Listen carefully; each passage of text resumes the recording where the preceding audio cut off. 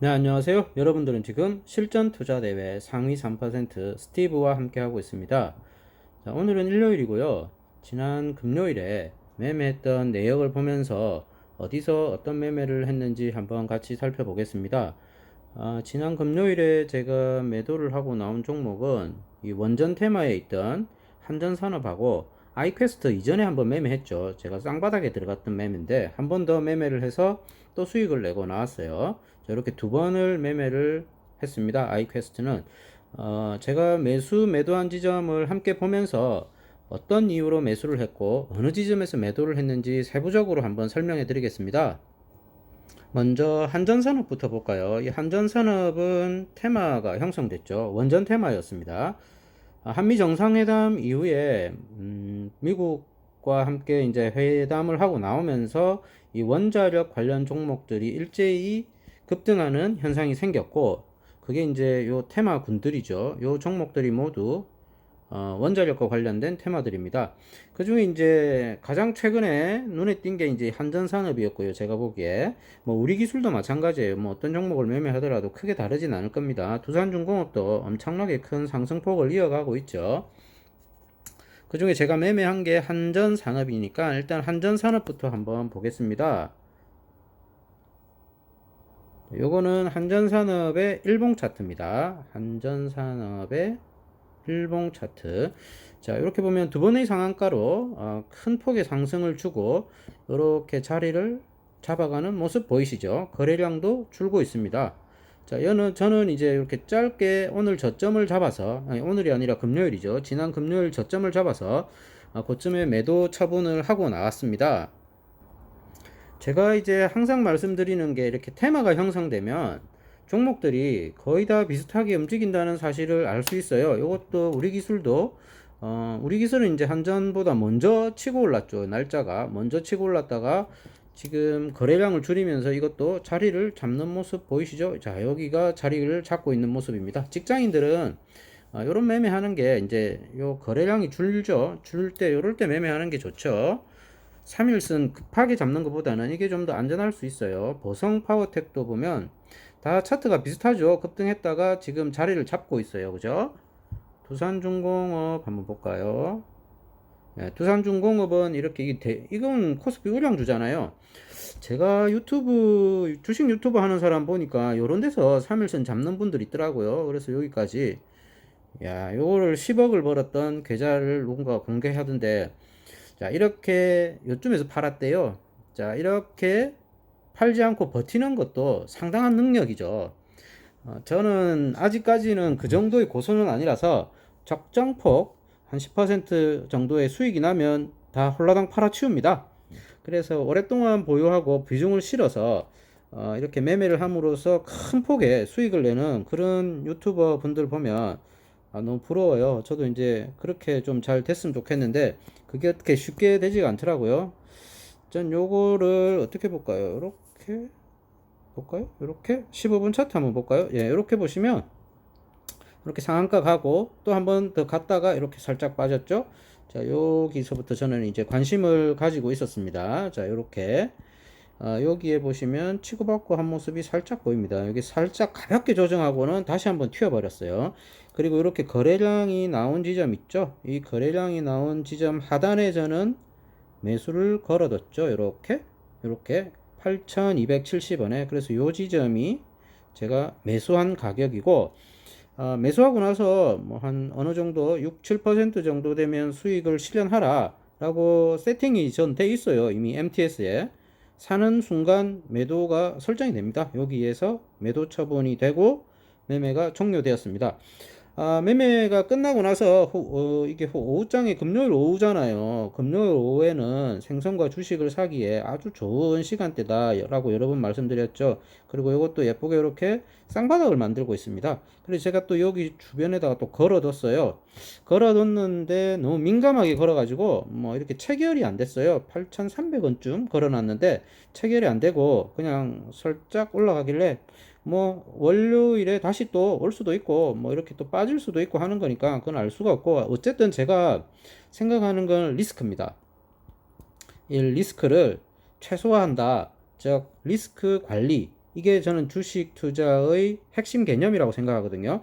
내가 감내할 수 있는 범위 내에서의 리스크만 부담하고 매매를 하는 거죠. 그 리스크라는 건 8,270원을 깨고 내려왔을 때 한 2, 3% 최대죠. 최대 2, 3%뭐 어떨 때는 그냥 한 몇 틱 그냥 바로 밑에 있는 틱에다 그냥 탁 걸어놔요. 한 호가, 두 호가 밑에다가 그렇게 리스크 관리를 하고요. 이런 리스크 관리가 사실은 투자의 핵심이라고 저는 생각합니다. 그리고 적정 폭의 수익이 나면 이익 실현을 해주는 거 그것도 자기 자산을 관리하는 방법 중에 하나죠. 그렇게 저는 이 한전 산업이라는 것을 요 지점에서 꼬리 잡기를 하고 그 근거가 되는 게 요 지점이 요날 시가였다. 항상 이야기 드리지만 요 시가 그리고 종가 이런 거는 지지와 저항의 역할을 해요. 그렇기 때문에 그런 지점에 오면 주가가 반등하는 현상이 강하다라는 걸 이야기 드리고 싶고요. 매매한 내역 계좌 내역을 일지 차트로 한번 볼게요. 예, 요게 일지 차트입니다. 자, 여기에 한전산업의 5분봉 차트에서 매매마크 조회를 누르면 제가 매수한 지점과 매도한 지점이 나옵니다.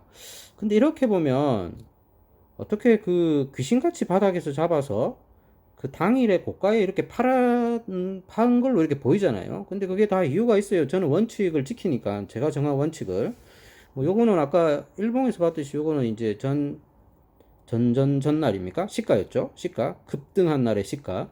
그리고 이때 이제 요 거래량이 이렇게 팍 터졌잖아요. 이렇게 거래량이 이렇게 많이 나오면 좀 판다 그랬잖아요. 저는 항상 그때 팔죠. 거래량 튀어나오고 그리고 한 7% 정도 수익이 나면 일단 매도가 나가요. 매도가 나가게 그렇게 세팅을 해버리니까 이렇게 운 좋게 뭐 당일에 고가에 이렇게 매도가 되는 그런 일이 생겼습니다. 이렇게 매매는 완료됐고요. 다음 종목 한번 보겠습니다. 다음에 함께 살펴볼 종목은 아이퀘스트입니다. 아이퀘스트는 이전 유튜브 영상에 한번 나왔죠. 한번 볼까요? 예, 여기는 제 유튜브의 첫 화면이고요. 여기에 동영상 파트 눌러서 보시면 과거 영상들을 보실 수가 있어요. 이렇게 내려보시면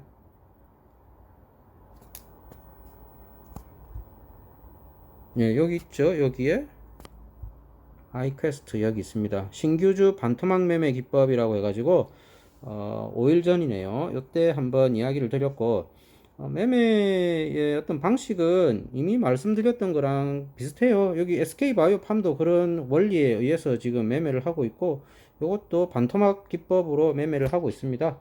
자, 차트 보면서 좀 더 세부적으로 한번 설명드려 보겠습니다.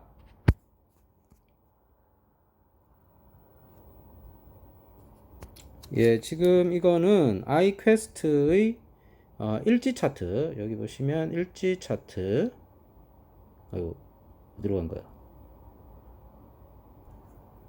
예, 요거는 아이퀘스트의 일지 차트입니다. 일지 차트 일봉에서 놓고 매매 마크 조회 버튼을 딱 누르면 자, 매매한 내역이 요 밑에 나오죠. 여러 번 최근에 지금 계속 매매를 하고 있는 겁니다. 자, 요거는 어떤 매매의 어떤 방법을 사용했냐면 요거는 간단해요. 꼭대기에서부터 반토막 난 게 마이너스 100%, 50%딱 되면 반토막이잖아요. 요 고점에 산 사람은 이제 반토막 난 거예요. 근데 지금 그때부터 저는 이제 관심을 가집니다. 그리고 나서 요 날 샀는데 요 날이 이제 십자가 양봉이 한 게 십자가 형태로 이렇게 딱 나왔어요. 그러니까 추세 전환을 이제 저는 감안을 했던 거죠. 그때 첫 매수를 하고 매도를 언제 했냐면 이렇게 확대해서 보시면 여기 매수 요거 보이죠? 십자가 양봉 그리고 여기서도 매수 그리고 요 날 올라갈 때 매도 그리고 당일날 이게 지금 올라갔다 빠진 거거든요. 이렇게 쭉 그러니까 그때 다시 또 매수 그래서 오늘 매도 금요일날 매도 이렇게 매매를 했어요. 이렇게 매매를 했고 그 매매를 한 어떤 확률적 통계 저는 통계를 가지고 있거든요. 이런 종목들을 오랫동안 계속 했다라는 말이죠. 그래서 어느 정도 비중을 실을 수 있다라는 거고 그런 비중을 실고 이제 매매를 할 수 있는 건 여러분들도 마찬가지예요. 자기가 여러 번 해보고 경험치에 의해서 확률적 통계 자료를 가지고 있느냐 똑같은 방식으로 똑같이 매매했을 때 그게 351선이든 21선 매매든 그냥 이평선 매매가 아니라 어떤 다른 지표를 보고 매매를 하든 그 어떤 것이라도 뭐 쌍바닥도 마찬가지예요. 아니면 엔벨로프 지표를 놓는 것도 마찬가지고 어떤 매매를 하더라도 통계를 내보셔야 돼요. 이게 수익이 나는지 손실이 나는지 과거 몇 년치를 숫자만 넣으면 다 엑셀로 다 통계를 낼 수 있잖아요. 그리고 내가 엑셀을 못한다고 하면 좀 수고스러운 작업이지만 고점 대비 몇 프로가 빠졌고 몇 프로가 빠진 지점에서 내가 매수 비중을 몇 퍼센트 했을 때 상승할 확률이 몇 퍼센트 정도 되는지, 그리고 최대한 몇 퍼센트까지 올랐고 최소는 몇 퍼센트까지 올라다가 다시 하락을 했다 라는 통계를 한번 내보세요. 이게 상당히 지루하고 재미없는 작업이거든요. 그런데 그런 지루하고 재미없는 작업을 해본 사람들은 그 자기만의 통계를 가지고 있는 거죠. 그러니까 과감하게 그 자리에 오면 감정이나 느낌이 없이 매매에 베팅을 할 수가 있는 겁니다. 이렇게 확률적 통계를 내본 사람은 절대 몰빵을 안 해요. 왜냐? 통계치를 가지고 있다는 그게 백그라운드이기 때문에. 그 통계라는 건 맞을 수도 있고 틀릴 수도 있고 라는 걸 합친 결과치거든요.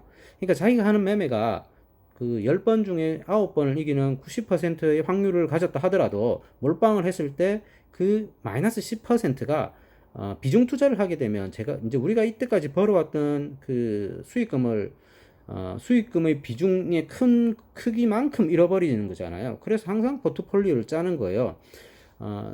계란을 한 바구니에 담지 마라. 포트폴리오를 짜라.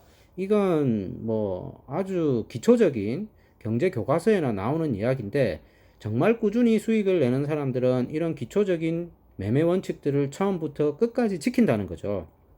그리고 자기만의 통계 자료를 가지고 있다. 그렇기 때문에 제가 이런 데서 과감히 이렇게 매매를, 이렇게 보면 이렇게 떨어지는 칼날을 잡은 것처럼 보이잖아요. 이렇게 떨어지는 주가에 어떻게 베팅을 할 수 있냐라고 생각하실 거 아니에요. 그런데 마찬가지예요. 제가 평소에 3월선 매매를 하는 거는 완전 반대죠. 이렇게 올라가는 놈을 제가 꼭대기에서 잡잖아요. 완전 꼭대기라기보다는 이 꼭대기에서 조정할 때, 그죠? 그럴 때 잡잖아요. 그런 거랑 마찬가지예요.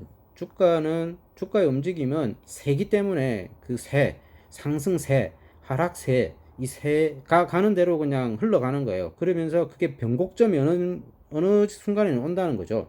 그 변곡점을 확률적 통계로 가지고 있느냐라는 거죠. 그래서 이런 작업들을 혼자서 앉아서 엑셀 계산기 놓고 프로테이지 내가면서 한 종목씩 계산을 해보세요. 그러면 제가 이야기 드리는 거 있잖아요. 이런 것들에 대한 확률이 스스로 검증이 될 거예요. 꼭대기에서 마이너스 50% 났을 때 매매를 하면 그게 어떤 건 이렇게 빠지다가 올라가는 게 있거든요. 그럼 이렇게 빠졌을 때 어떻게 분할 매수를 하면 좋은지, 마이너스 10% 정도? 아니면 마이너스 20% 정도에서 분할 매수를 할까? 이런 전략을 짜보는 거예요. 그리고 계산을 해봐요. 그러면 마이너스 한 15% 정도 빠졌을 때 내가 3분할 원칙을 전략을 짜겠다라고 생각하고 매매를 한다면 이게 턴할 때 적어도 최소한 10% 또는 15% 또는 20%의 수익 구간은 주고 다시 빠지더라. 이런 통계를 내볼 수 있을 거 아니에요. 이런 확률적인 통계 자료를 저는 10년치, 20년치를 가지고 있는 거죠. 그래서 이제 매매를 좀 더 심리적으로 안정되게 할 수 있어요. 왜냐하면 빠지더라도 이게 확률적으로 오를 거라라는 어떤 통계 자료를 가지고 있고, 그렇지 않을 때 제가 이제 한 번씩 손절을 하거든요. 손절을 하면 이제 좀 크게 잃게 되죠. 그렇게 잃게 될 때 그 손실액의 규모와 이때까지 성공했었던 매매의 수익금의 규모를 비교해 볼 때 수익금이 월등히 앞선다라는 이야기를 이제 해드리고 싶어요. 오늘 이야기는 이제 제가 매매했던 두 가지 종목을 보면서 확률적인 통계를 내보시라. 그리고 제가 지금 여기에 마이너스 반토막 났을 때 하는 매매들에 대한 어떤 이 박스를 하나 만들 계획이에요. 여기 지금 제 집에 있는 강아지랑 함께 놀러 다니는 영상이 요 박스에 카테고리에 올라와 있거든요. 이 카테고리는 비트코인이고요. 비트코인 카테고리도 있고요. 그래서 요 밑에다가 하나 더 만들 계획이에요. 여기다가 마이너스 50% 반토막 매매 기법, 이게 꾸준히 직장인들이 마음 편하게 할 수 있는 거거든요. 제가 아주 즐겨 사용하는 5일선 매매처럼 이렇게 치솟는 주가가 살짝 조정할 때 사는 이런 매매보다는 훨씬 천천히 움직여요. 아주 천천히 움직여요. 너무 천천히 움직여서 심지어 두세 달은 기본이고 뭐 6달씩 가는 것도 있고 그렇기 때문에 이런 매매는 또 지루할 수가 있어요. 그래서 저는 이제 이런 거 저런 거를 좀 섞어서 하는 편인데, 그러니까 이 사물선 매매가 내가 심장 떨려서 못 사겠다, 너무 고점이다, 그리고 대응 자체도 힘들다 라고 하시면 이제 이런 매매 한번 해보는 거죠. 아니면 이제 직장인 종가 매매 한번 해보는 거죠. 직장인 종가 매매는 올랐던 주가가 이렇게 거래량이 빵 터진 이후에 이렇게 거래량이 줄어요. 주는 시점의 종가에 매수해서 지지라인 확인하고 다시 전고점까지 올라가는 요런 매매 하는 거 있죠. 그러니까 3시 반에 이제 장이 마치니까 한 3시쯤에 종가 매매 할 만한 놈들을 한 2, 3주 전 거부터 계속 보고 있다가 이제 이거 괜찮네. 거래량 줄고 주가가 더 이상 빠지지 않네. 이러면 한번 종가에 베팅을 하는 거죠. 3시 20분에 베팅하면 3시 반에 종가에 이제 체결이 되는 그런 형태로 매매를 해보는 그런 거는 이제 누구나 할 수 있는 거잖아요. 다만 이제 자기가 확률적 통계를 가지고 있느냐가 중요해요. 결국은 경험이에요. 자기가 여러 번 해봐야 돼요. 해보고 통계를 내본 다음에 이럴 때 확률이 높더라라는 걸 체득하는 거, 그것이 이제 자기 자산이고 재산이 되는 거지.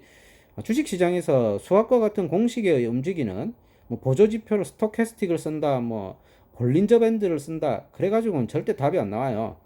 주가는 여기 요거 지표 자체 있죠. 가격 자체의 움직임과 거래 대금 또는 거래량, 요걸로 그냥 보고 판단하는 겁니다. 보조지표는 보조적 수단일 뿐이에요. 그러므로 이 메인 지표를 보고 주가 진짜 움직임 있죠. 요걸 보고, 그리고 자기가 투자 환경에 처한 여건을 보고 언제 내가 집중할 수 있는지 그걸 보고 적절한 매매 방법을 하나를 선택하세요. 그리고 계속 반복해 보면 꾸준히 수익이 나실 겁니다. 이런 식으로 하면 월 1,000만 원씩 매달 수익 내는 게 힘들지 않다는 걸 아시게 될 거예요. 그래서 어떤 다른 방법보다도 실전 투자에 한번 같이 적은 비중을 실어 가지고 직접 해보는 것만큼 좋은 방법이 없다라는 이야기를 한번 드리면서 오늘 이야기는 마치도록 하겠습니다.